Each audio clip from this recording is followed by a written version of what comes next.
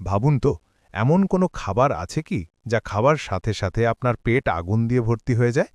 কবিরা গুনাহ সিরিজের আজকের পর্বে আমরা আলোচনা করব সেই হৃদয়হীন তাপটি নিয়ে যা আরশের মালিককে সবচেয়ে বেশি ক্রোধান্বিত করে, ইয়াতিমের সম্পদ অন্যায়ভাবে ভক্ষণ করা।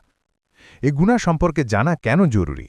কারণ ইয়াতিম হল সমাজের সবচেয়ে অসহায় এবং দুর্বল অংশ, আর তাদের অভিভাবক স্বয়ং আল্লাহ। তাদের সম্পদ রক্ষা করা ফরজ। এর পরিণতি কি?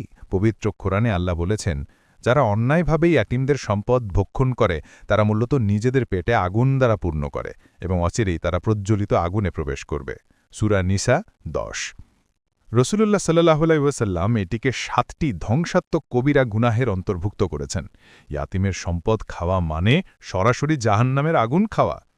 ইয়াতিমের সম্পদ এক আমানত। এই আমানতের খেয়ানত করা মানে আল্লাহর সাথে খেয়ানত করা। তাই আসুন আমরা ইয়াতিমের প্রতি সদয় হই, তাদের সম্পদ রক্ষা করি এবং তাদের অধিকার ফিরিয়ে দিই।